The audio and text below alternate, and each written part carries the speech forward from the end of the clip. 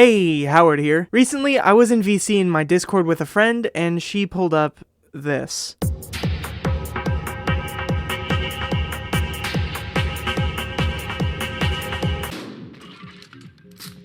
A game of Russian roulette with a shotgun. Oh, did he just put handcuffs on me? Didn't know he was freaky like that. This is Buckshot Roulette, a game made by, can you guess, Mike Klubnika, a very, very underrated horror game developer from Estonia, I think. He has the flag in his Twitter bio, so maybe. Buckshot Roulette actually saw a bit of popularity since it came out in late December 2023, with some videos on it nearing or actually reaching 1 million views. This game is the second most expensive game in Mike Klubnika's library, selling for a whopping $1.20, only being outshined by Unsorted VHS, which sells for $2. Outside of those two, all of his other games are free. This video isn't just about Buckshot Roulette though, it's about Mike Klubnika's entire horror library, so I can maybe put him on your radar because this guy makes some really cool experiences. I'm going to talk about the games in release order, which means you'll have to wait until the very end for Buckshot Roulette. Haha, increase my watch time. But first, forgive me. If you end up enjoying the video, then subscribe, like, all that stuff, it helps a lot. Joining as a member for $5 a month helps too, obviously. Becoming a member gives you 24-hour early access to all videos, a shoutout segment at the end of the videos, updates to videos in my Discord, and a special chat room in the Discord. Seriously, you miss out on like 50% of the perks if you're not in the Discord. Also, follow me on Twitter and join the Discord. Wow, how many times did I say Discord in this segment? Does anyone even listen to this part? Probably not. Anyway, this video has voice acting done by the people in my Discord server. Huge thanks to them, their links are in the description.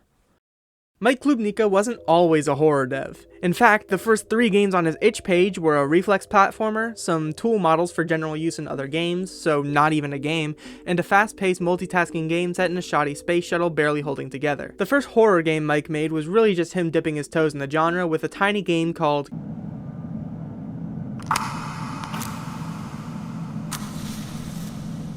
Curiosity Killed the Explorer was Mike's first horror game released on his itch page, coming out in September 2021. This game is very short. Cool, but very short. That's a common thing with these games, even the longest ones only have about 20 minutes of gameplay. This game takes place in a cave that was unveiled by deforestation. It's a perfect setting for a horror game, since most people find the idea of being completely isolated deep under the earth where if something were to go wrong, nobody would be able to save you, absolutely terrifying. I mean, taking a look at literally any cave exploration video and looking at the comments, they're almost always filled with people saying that they could never do something so claustrophobic. The game consists of walking through the cramped tunnels, lit only by matches that don't last very long.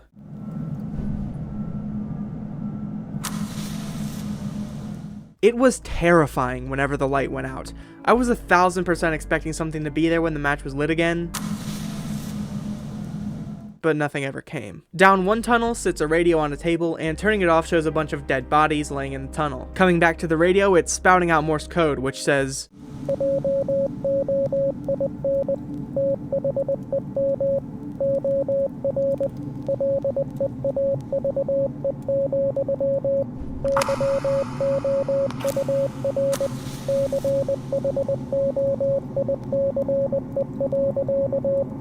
join them or leave, your choice. Trying to leave, the explorer remarks on how weird the experience was, but says he feels he should explore more.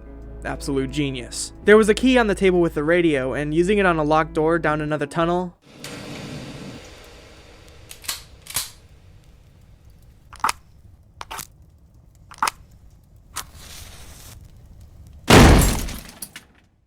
the end. Yep, short and sweet. This game is one of Mike's shorter games, barely scraping 5 minutes long. It's very basic, but for a first try in the horror department, I'd say it was alright. It would be another few games before Mike would try his hand at horror again, coming back to the genre in April 2022 with his new game.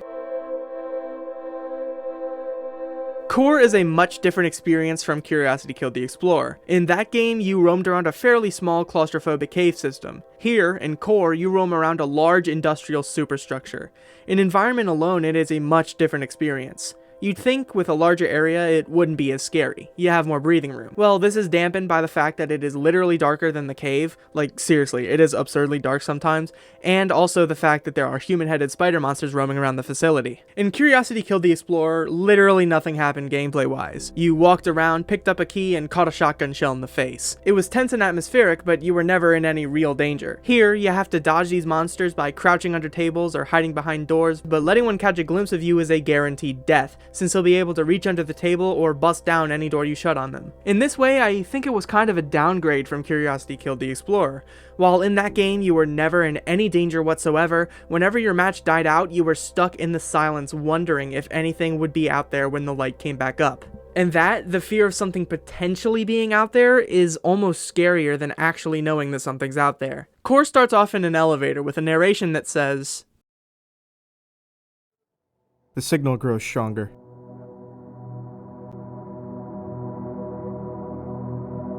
It's here. I can feel it." Right off the bat, it's extremely cryptic. There's no explanation, you're just given the fact that whatever you need to find is here. Stepping out of the elevator, one of the large doors marked Sentinel Manifold is producing a lot of banging noises. The Sentinels are the spider monsters that roam the area, and thankfully the main character is wise enough to leave the door alone. The gameplay in this game simply consists of find the keycard to get to the next section, run from a Sentinel. Repeat until you get to the end. First you get the core sub-entry card, run from a Sentinel. Then you get the secondary manifold card, sneak past a Sentinel. Then you get a torch, which is actually really nice, you finally get to see. Then you get the exhaust mainframe card, run from a Sentinel. Then your torch runs out of fuel, because of course it would. Then finally you get the core card and sneak past the final Sentinel. It's a very simple loop, but honestly you don't even really notice it since the game is only like 10 minutes long. Reaching the core, it's a huge structure, the heart of the building you're in, and approaching it, there's a final bit of closing narration. "Let the tall shadows cast by sentinels give me haste. Let the creak of metal from long-lost halls guide my way. Let the enchanting songs from the eternal core embrace me." It's very vague. We never knew why we were searching for the core in the first place, and we'll never know what happens now that we found it. It's very cryptic and hidden. At the very least, we can assume from the ending narration that the main character is probably going to be sticking around for a while. Core is pretty much a direct upgrade to Curiosity Killed the Explorer. It has a larger environment, a more unique aesthetic, more controls, a more fleshed out story, vague as it is, and it's a longer game. From Core onwards, Mike Klubnika's library has been exclusively horror games, with the next one being the most unique so far.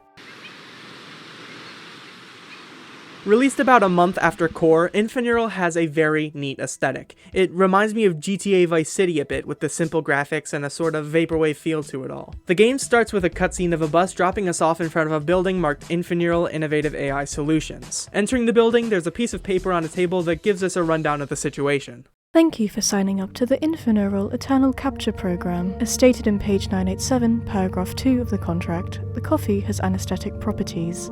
After drinking it, step into the automatic escort vehicle and relax. If you find yourself not remembering the contents of the test after it's finished, do not be alarmed. This is a side effect of the beverage. Infineural, Innovative AI Solutions. On the wall, there's a poster going over the test procedure. Step 1 is transferring the subject's consciousness from their human body to a temporary host made of synthetic materials. The body transfer is necessary to survive Step 2, entering the warp drive, which takes you to the domain, which is where the test takes place, and also where time is dramatically slowed, with 1 minute in the outside world translating to 10 years in the domain. Your human body would still be aging in that slowed time, so a synthetic body which can't age would need to be used so you didn't die during testing. Taking the coffee, you're prompted to drink it. You can either drink it or crush the cup. When you drink it,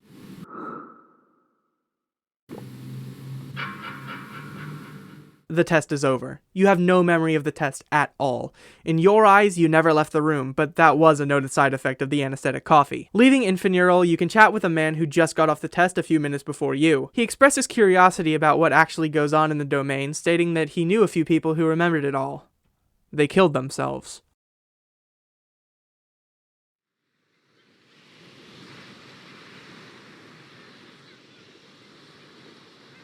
You receive your payment the day after, retire, live a happy life. But you still wonder, what did I get paid for? This is the first horror game of Mike Klubnika's to feature multiple endings. This one is called Ignorance is Bliss. It's pretty obvious how to get the other ending. I mean, you were literally prompted with the Matrix blue pill and red pill. Drink the anesthetic coffee and forget the experiment, living in ignorance. Toss the coffee out and see firsthand what made those people end their lives. Tossing out the coffee, the door opens up and you're shuttled off to the domain.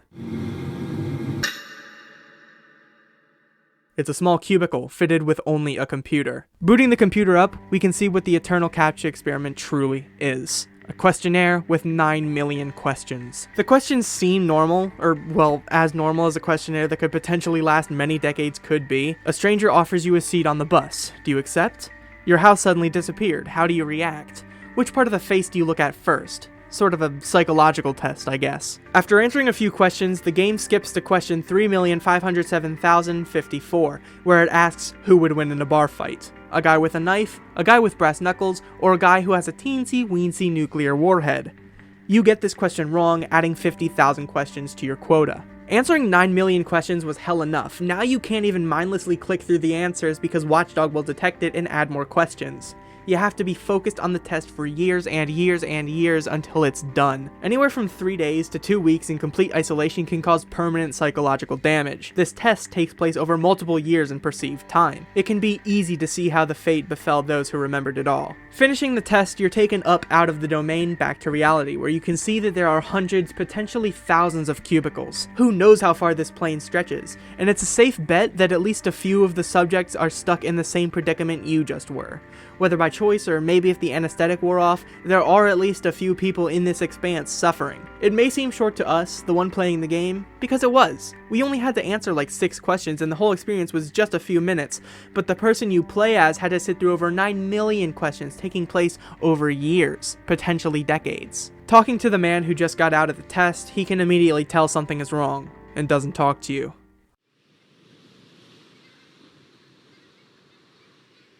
You never find your place back in society, not after what you went through. Right when you're done tying the noose, you hear an ad on the radio. Infineural, looking for volunteers. Infineural is my favorite game of the 3 I've discussed so far. It's got a very unique concept. I mean, I love this idea of warping time. For you, going impossibly slow, but for the rest of the world, just chugging along as per usual. Think about it like this. You, the one watching this video, blink. You watch the rest of the video, move on. Meet a girl or boy, form a relationship, get married, have a kid, and 50 years later, experiencing all you've experienced, seeing all you've seen, sitting with your family, you blink. And you're right back to where you blinked the first time. So much time passed by for you, but in reality it was just a fraction of a second. That is a horrifying prospect. Now imagine that those 50 years consisted of complete isolation with a mind-numbing task assigned to you. A fresh hell that's impossible to escape. Coming back, only minutes have passed. Thrust back into normalcy, you could never recover from the mental scarring done by such a process. You will never be normal again. This game also has a reference to Curiosity Killed the Explorer in one of the questions, so that's cool. The next game, coming out later in the same month as Infineural, is the shortest game in Mike Klubnika's library, posing a simple question. This game, I'll be blunt here, is my least favorite of Mike's games. Not saying it's bad or anything, I just personally don't find it as cool as the other games. The gameplay is simple, just run down the corridor, picking up boxes and barrels and throwing them at the monster chasing you. It is literally as simple as that, and then you win. Oh no. Yeah, so the game gets its name from the fact that you need to remember the number that flashes for a brief moment at the beginning. Selecting the correct number, the monster just falls over, and the game ends. Very, very short and simple, but it was made in under 2 days for a game jam. It is heavily inspired by Corridor Digital's Silent Hill film Rot, where a man keeps getting contacted by a woman asking if he remembers. It's short, being a little under 9 minutes long and kinda cryptic, but I can see the inspiration. These first 4 games had a wide variety of environments. One was in a cave, one in a giant superstructure, one in a little cubicle near the sea, and one in a hallway. From the next game onwards, Mike seems to find his calling. Small, cramped, rusty rooms with dystopian stories. The first to feature this type of environment was The Other Side was released in June 2023, over a year after Remember, and like Core, starts with a narration. Shelter number 1, official civil guidelines. You do not talk about going outside. You do not think about going outside. This place keeps us safe from the dangers of the outside. Out there is death. Out there is nothing. I believed that once, until an explosion unfolded on the surface level. The crowd that gathered there, they all saw. And nobody was surprised when they were missing the next day. To keep people in a metal box, one must show power. But they forgot one person. And I saw, alright. It's time to leave.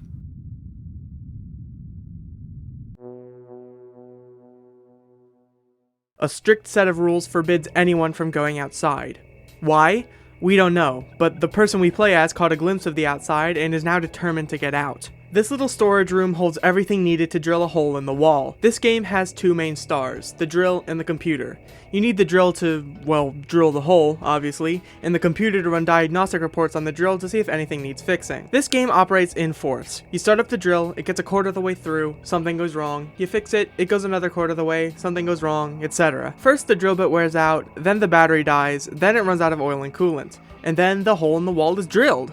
Or not, there's still a second layer, which, when you give the go-ahead to start drilling into, alerts security.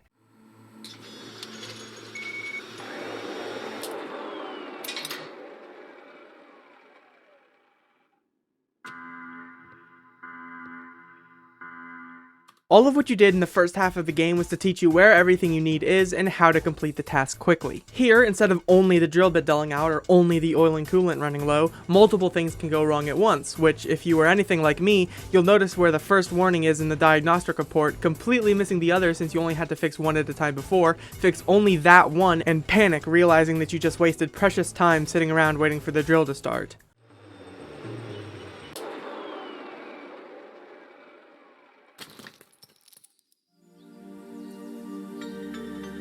Finishing the hole, the wall is knocked over, revealing the endless expanse of green and a crystal blue sky. Stepping out and looking at the building you are in, it's huge. How many people are they locking away here under the false pretense that the other side consists of nothing but death? Walking towards the tree, the only notable thing in the field, there's a note.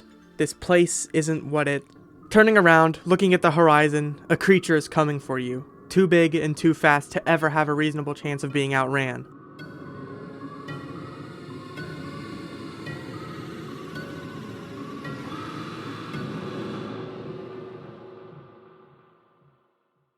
This game was inspired by Hugh Howey's Wool Omnibus, a book released in 2012. I haven't had a chance to read it yet, but its description paints enough connections to the game that I can see the inspiration. This is the story of mankind clawing for survival, of mankind on the edge. The world outside has grown unkind, the view of it limited, talk of it forbidden. But there are always those who hope, who dream.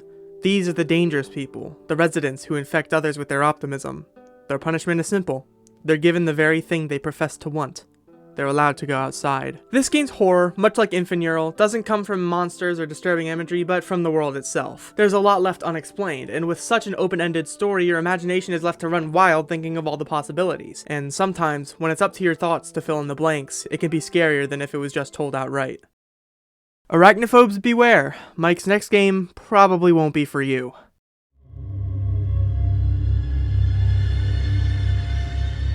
Control Room Alpha was released around 2 weeks after The Other Side. It's a fairly small game, taking place in a small metal box in a little cave, where you're working as a crane operator. You're guided by your supervisor, who has the only dialogue in Mike's horror library that's voice acted. It's done by Sidra the Stalker, who I unfortunately can't find any information about. Your job in this crane is to pull out samples of something from the hole in the middle of the cave.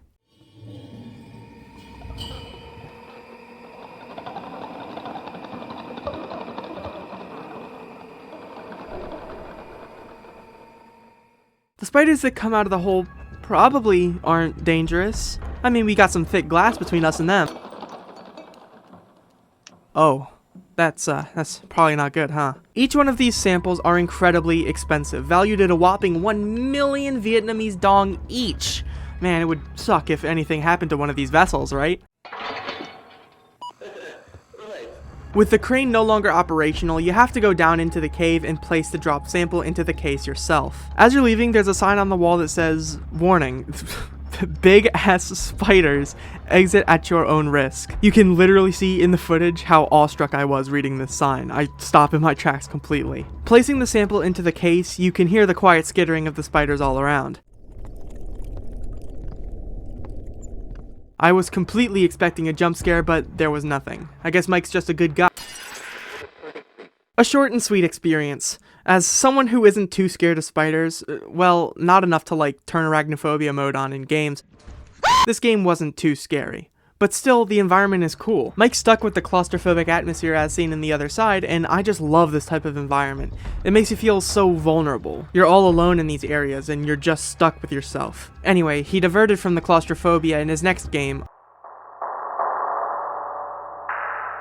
Unsorted VHS released nearly 2 months after Control Room Alpha and is the first of Mike's games to cost money, selling for a hefty $2. The game starts with a narration, saying that you woke up tied to a ceiling with a box of VHS tapes in front of you.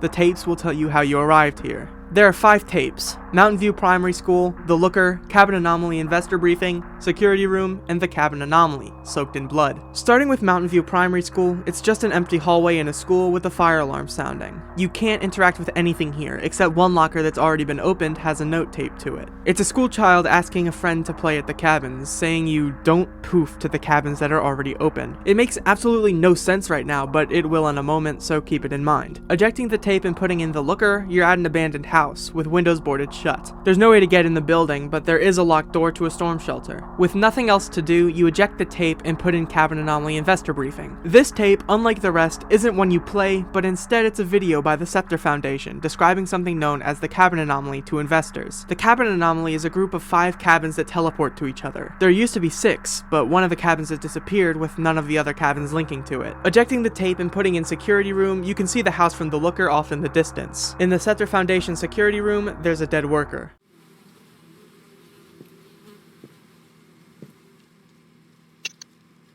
This creature never shows up again. It's an effective scare in that the other tapes had nothing inherently scary, so you were under the assumption that, oh, nothing's out to get me. Then this thing shows up and puts you right back on edge. Putting a disc in the computer, it asks for a code that you don't have. Ejecting the tape and popping in the Cabin Anomaly, there's a red pulse that ends the playback. This tape is useless for now. There are 2 things we need to find right now: a key to open the storm shelter in The Looker, and a code for the computer in Security Room. In the Security Room tape, there was a picture next to the computer showing an aerial shot of the house from The Looker with a circle over a rock. Going to that rock, there's a key that unlocks the storm shelter. In it, there's a bloody computer with someone from the Scepter Foundation urging another worker to put the Cabin Anomaly on complete lockdown, to use the pulse sonar, the red thing that ended the Cabin Anomaly tape. There's a code in this email, and putting it in the Security Room computer overrides and shuts down the Cabin Anomaly lockdown. Popping in the newly available Cabin Anomaly tape were put at the front of the Scepter Foundation. Entering the building, there's a note saying that investors aren't interested in finding the missing cabin, and that the Scepter Foundation was attempting to use these cabins to revolutionize transportation, which, I mean, yeah. If you could go from one continent to another just by entering and exiting the cabin, that would be an extraordinary method of travel. Going down to the cabins, you get to experience them firsthand. Walk in and shut the door behind you, and you'll walk out of a different cabin. But remember what the note in Mountain View Primary School said: you can't poof to cabins that are already open. So what happens if you open 4 of the doors, stepping into the 5th cabin? This is where the missing cabin was all along. You can't go back, and looking over the edge, the cabin disappears.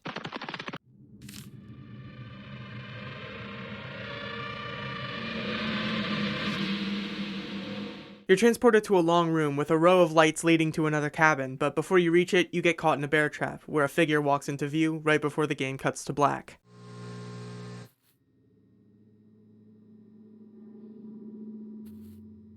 You're back at the Scepter Foundation, now dirty and bloodstained, and in one room, there's a person tied to the ceiling.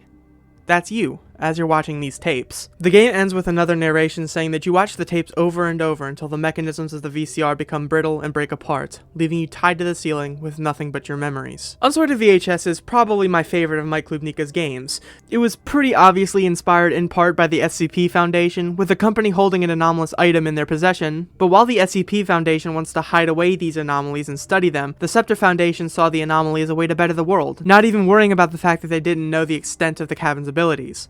Also, the whole thing was just a big fat $sign to them. Throughout the story, we were watching the fate of Alfred Raphael, an employee of the Scepter Foundation. In his childhood, he found the cabin anomaly, which he would use to play tag with his friends. Later, as an adult, he would attempt to use them for the purpose of transportation. This game has the theme of adulthood and how it changes perspective. The kid wants to utilize the cabins to revolutionize his game, while the adult wants to utilize them to better the world. But it also shows how easy it can be to get blinded by greed. Alfred tried to sell the cabins to the highest bidder, uncaring of the implications of the missing cabin. By the time he realized that something was wrong, it was already too late. His fate was sealed. That might not be what Mike was going for, but it's what I took away from the experience. Also, like with the other side, there's a lot of room for speculation. We found ourselves. We know what led up to us getting tied to this ceiling, but now what? It didn't look like we were tied with rope, but cables and wires. Are these keeping us alive? How long will we be stuck to this ceiling? Forever? We'll never know. On the assumption that the man tied to the ceiling does live forever, it would be similar to Infineural in that you're trapped for an unbearably long time, your mind destroyed by the isolation. If you were just trapped there until you starved or dehydrated to death, whichever comes first, you'd have to spend your last moments in absolute terror, knowing that you're going to die and that there's nothing you can do about it. This is the most unique game so far, with a myriad of different areas to traverse and an interesting mystery to solve. Mike's next game would take us back to a cold, rusty, isolating room.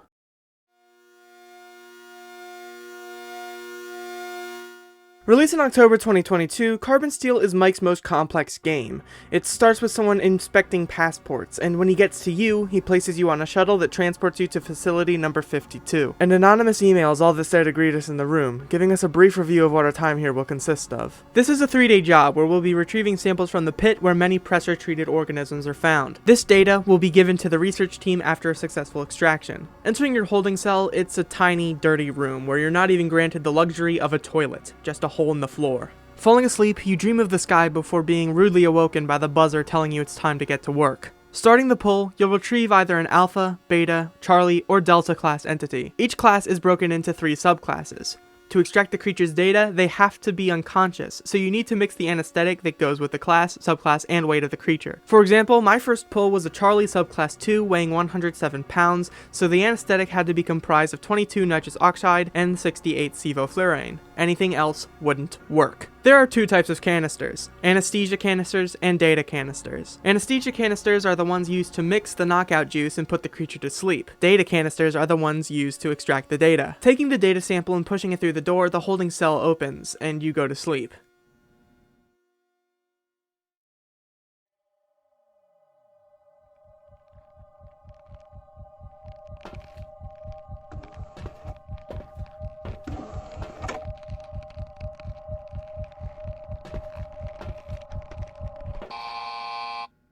Unlike the first stream, which was pleasant, this was a nightmare. Already the facility is haunting your thoughts. The game does describe itself as one where you conduct unethical research, so maybe it's affecting your psyche how you're ripping away this stuff from living creatures. Day 2 adds a new mechanic. When you pull up a creature from the pit today, its class and subclass will be unknown, so you have to use a scanner to reveal them. After a quick minigame on the computers, everything will be revealed and you can make the anesthesia. But wait, a disc pops out when you take out the scanner, and on it, the engineer who built the scanner tells you that you're in trouble. He tells you that tomorrow, you have to use the data canister marked with an X and give it to the researchers. After giving today's data to the researchers, you go to bed, where a dreamless night leads you into day 3, the final pull. The creature today is violent, attacking the cage holding it, so you have to use a new mechanic, the fabricator, to fix it up. After subduing the creature with the anesthesia, you have 2 choices. Do you trust the engineer, giving the researchers the marked data canister, or do you continue your work as usual, disregarding the engineer's claims that you're in trouble? Continuing work as usual and giving the researchers the data, you go back to the holding cell, where you wake up to an email with the subject line, "Goodbye."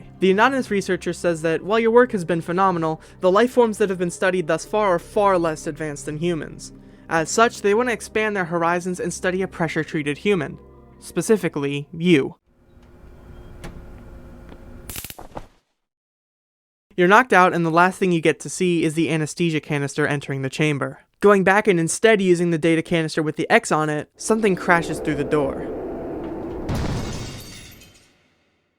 Exiting facility number 52, you board the shuttle where the engineer is waiting for you and drive off to safety. This is Mike Klubnika's most complicated game compared to his other games, some of which literally consist solely of walking and picking stuff up sometimes. That's not to say that the other games were bad for being simple, it's just saying that Carbon Steel has a lot more going on. Really, the gameplay doesn't even matter too much since these are such small experiences anyway. They're more focused on the world, aesthetic, and story rather than gameplay. Anyway, enough about Carbon Steel, let's move on to... Released in August 2023, Concrete Tremor starts off with a man eating a bowl of goo. Two people are having a conversation nearby where one man says that the door to the roof has been opened. You know someone picked the roof in rats, right? Really? Yes. So, where are we? I have no idea. Maybe the people in this building are trapped here, since they have no idea what lies beyond the concrete walls. Going up to the roof yourself, there are many buildings like this one. It looks like this small area is blocked off, but it seems like there are more past the walls. The perspective suddenly shifts to a helicopter's, where the pilot notes that 2 players are on the roof. Shifting perspective again to one of these players, the rules of the game are explained. The rules are simple. 100 cells, 25 buildings, 5 shots per turn. 5 consecutive missiles the opponent the phone goal. First one to detonate on the opponent's buildings wins. If you've played Battleship, you know how to play Concrete Tremor. This is a horrifying rendition of the classic board game. Instead of firing at plastic ships, you're demolishing whole buildings filled with people. It's even worse when at one point your opponent misses their 5 shots, granting you your phone call.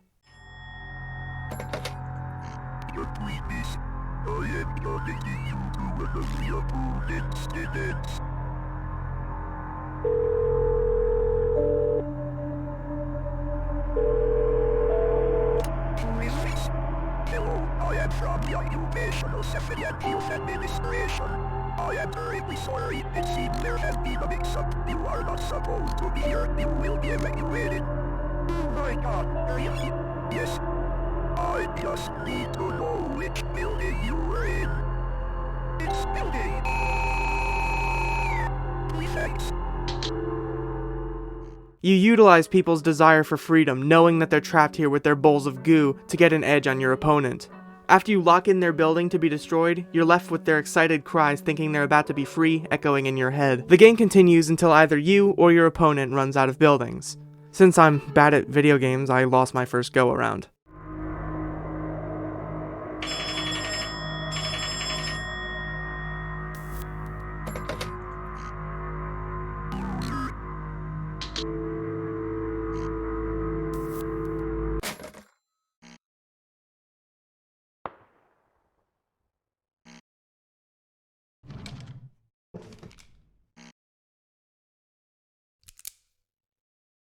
This is the game's only ending. Even if you win, you end up with the gun in your hand. The lives you took, the lives taken by the other guy, the guilt is so unbearable that there's no other option. If you listen, right before you go grab the gun yourself, you can hear a pop in the distance. Your opponent makes the same decision as you. If you remember the helicopter, the pilot asks to shoot the players down, only to be told not to by the same deep-voiced man who gives you the instructions for the game. Players on the roof. Permission to open fire. Negative. What if they jump ship? It won't be unfair. They are going to die anyway. This man could have saved so many lives, but chose not to, going so far as to facilitate the murder of those lives by instructing the players. Concrete Tremor is unique in that it takes a nice family board game and puts a horrible twist on it. I mean, sure, on those plastic boats you could have imagined plastic crewmates who tragically died in the explosions, but here you can see the devastation and you know for a fact that there are real people with real families and real lives being murdered, even getting direct contact with them at times. This game is pretty obviously about war. Mike even said so himself in the comments of the game. Both parties leave massive amounts of destruction in their wake, but in the end, no one comes out on top. In war, whichever side may call itself the victor, there are no winners, but all are losers, is a quote by Neville Chamberlain, and it describes the game exactly. Even if you win, you really don't by the end. Anyway, we only got 3 games to go, so let's move on to...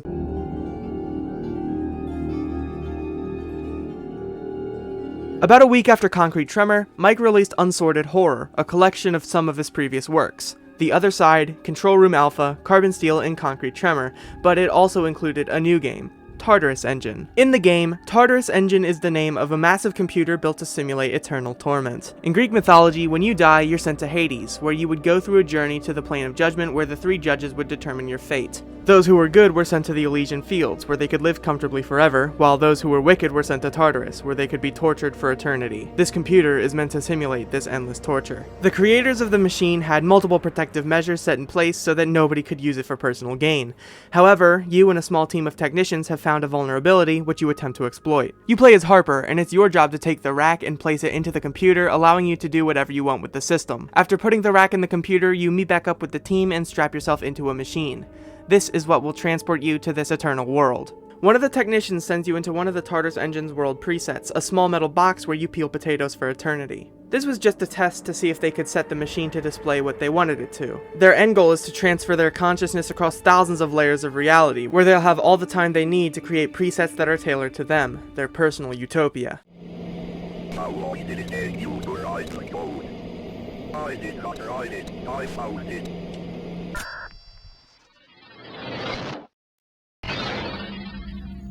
Did it work? Shit, it said, right where each form keyboard. Something has gone wrong. Things aren't going as planned. The way the Tartarus Engine simulates eternal torture is by the familiar method of time dilation, the same thing that happened in Infineural. Every second in reality gets exponentially slower by 1.2 times each layer deeper you go. The technician says, Did it work? Shit, it said, right where each form keyboard. Why, I can't move. I forgot to disable the automatic. So they're stuck like this forever, going deeper layer by layer for the rest of time. Their plan had the failsafe of being able to remove themselves from the simulation at any point, but with the automatic whatever it is, they'll never have a chance to get themselves out. This is even worse than Infineural. With Infineural, there was a set amount of time you would be stuck in the domain, that being until the quota was met, but here, nope. They're stuck like this with no chance of escape ever. It's ironic. They went in with the goal of creating the life they've always wanted, a custom-built utopia, but they ended up in potentially the scariest situation of all time, for all time.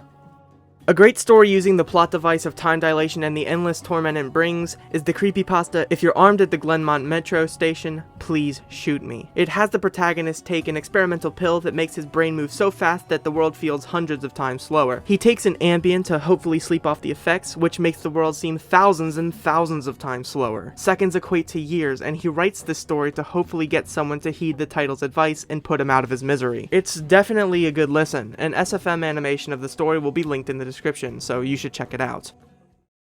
Well, I hope you're in a holly jolly Christmas mood this fine early February, or whenever you end up watching this, because it's time for This game was released as part of Madvent Calendar 4. Madvent Calendar is a yearly event where a small horror game is released every day of December leading up to Christmas. Game 7 of Madvent Calendar 4 was Yuletide Machine by Klubnika, no shit. In this game, Santa's sled isn't powered by the reindeer, but by an engine, and this engine is running out of fuel. The premise of this game is to mix the fuel for Santa's sled using refined candy cane, coal, steel snowflakes, and kerosene. It's a simple little puzzle game that only takes like 7 minutes to figure out, but you do get to save Christmas, so hey, 10 out of 10. It's a visualization of how the perspective on Christmas changes when you reach adulthood. As a kid, you see the reindeer and Christmas time is a fun time for all, but as an adult, you know that none of it's real. There are no reindeer, and his sleigh is powered by an engine that you yourself have to fill. Without you going out and getting presents for your kids, Christmas and its magic is lost, so it relies on you to make Santa's engine go, so to speak. But anyway, enough Christmas cheer, it's time to get to the final game.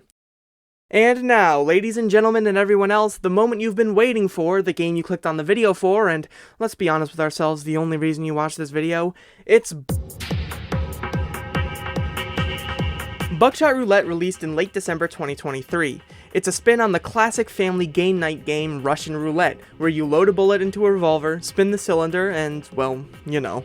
That's as far as I'm gonna explain it. You can Google it if you don't know about it somehow. The game starts off in a bathroom with a bottle of pills sitting on the sink. We'll get to those later. Kicking the door open, we can see that this game takes place over a nightclub. Kicking down another door, we're prompted by this cutie pie to sign a waiver that removes liability from either party should an accident occur. After signing the waiver, the dealer gives us a basic rundown of how the game is set up. An assortment of live shells and blanks are loaded into the shotgun randomly, after which you choose whether to take a shot towards the dealer or towards yourself. Shooting yourself with a blank will skip the dealer's turn. Your life is shown on a little screen on the side of the table. After getting shot, you'll be brought back with defibrillators. How are electric charges able to repair your head after it got blown to bits by a shotgun?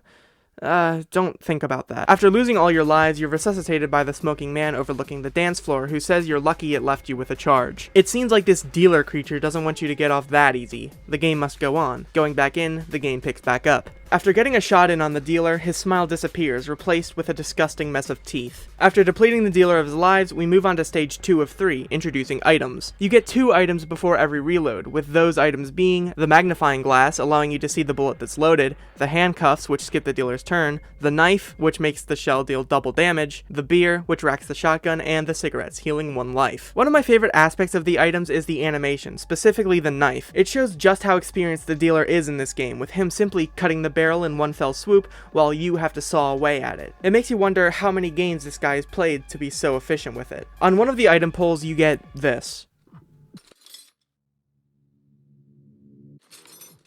Oh, yeah, no, that's totally not important. God played this game. The big man upstairs played this game and lost. God is dead, and this thing killed him. The game continues as usual until the 3rd round, where things drastically change.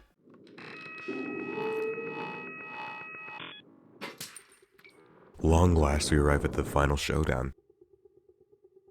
No more defibrillators, no more blood transfusions. Now, me and you, we're dancing on the edge of life and death.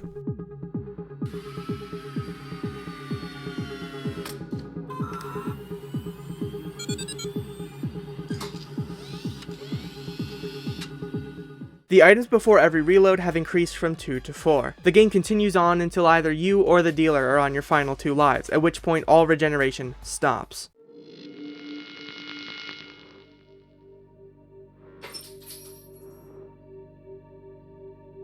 Are you ready?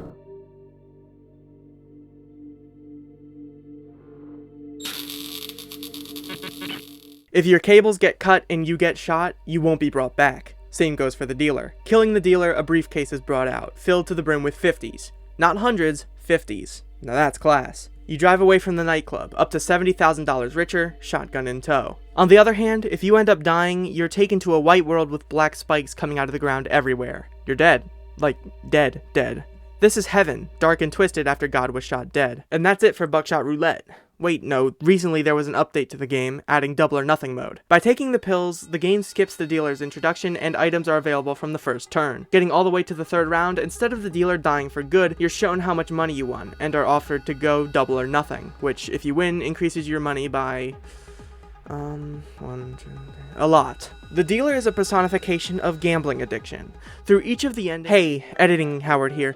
Genuinely, I can't even lie, just watch this guy's video on the dealer if you haven't already. It says everything that I wrote in this section and more better than I ever could. It's linked in the description. On Twitter, Mike has teased potential updates for the game, including new dealers and clubs, more items, and a proper story. These aren't guaranteed to come into the game, but I think they would all drastically improve it. He's also posted about a plushie of the dealer, which I pledged to, by the way. You should go get it. I love Buckshot Roulette, sorry, Freudian slip. It's inspired by Inscription, a card game with a really neat style. I haven't played the game myself yet, but just looking at some screenshots I can see some of the inspirations. Buckshot Roulette, unlike a majority of the previous games we discussed, actually has some replay value. You can try and get more money, do no item runs, or just play it for the love of the sport. Sometimes when I'm bored, I'll just boot it up and play a few rounds. This game does have a pretty high price point though, selling for $1.20, so if you can't afford it, that's perfectly understandable. Mike Klubnika's games are awesome. They're all unique and fun to play through, the environments are all different, even when they share some similarities, they're different enough that it still feels fresh. Mike has a great ability to take a simple concept and expand it into a unique game. Cave, monsters in a big building, time, monster in a hallway, hidden from the outside, big-ass spiders, reliving memories, unethical experiments, evil battleship, time again, Christmas but creepy, Russian roulette. I think my favorite part of these games are their settings. They're also vastly different. My favorite setting was Infineural. I don't know, man, something about the pink sky just hits so good. I actually even changed my banner on YouTube and Twitter to a screenshot from the game since I liked it so much. But I equally love the dirty, gritty environments of his later games. The Other Side did it very well with the stark contrast between the little room you were trapped in and the other side of the wall. It just felt so rewarding to, after being stuck in that tiny room, bask in the light of the outside. All but 2 of the games are free, but it does give the option whenever you go to download a game to throw some money Mike's way. I'd say, yeah, definitely give him some money. His games are awesome, and I personally can't wait to see what comes next from him. Even if you don't want to, or can't, you should still play some of them, since most of them are free anyway. Hopefully I put some more eyes on this guy. I feel like he really does deserve it, because, I mean, hey, at the end of the day, Mike Klubnika is an incredibly underrated horror dev. He said it! He said it! Big fat thank you to the people who did voice work on this video. All their links will be in the description. Thank you to Retro Junkie for the core narration, Frogy for the Infineural narration, Oddio Curtis for the Other Side guidelines, Soup Yum for the Other Side narration, and Yoshie for the voice of the dealer. And obviously, huge shout out to the channel members who tossed their money into the void for me.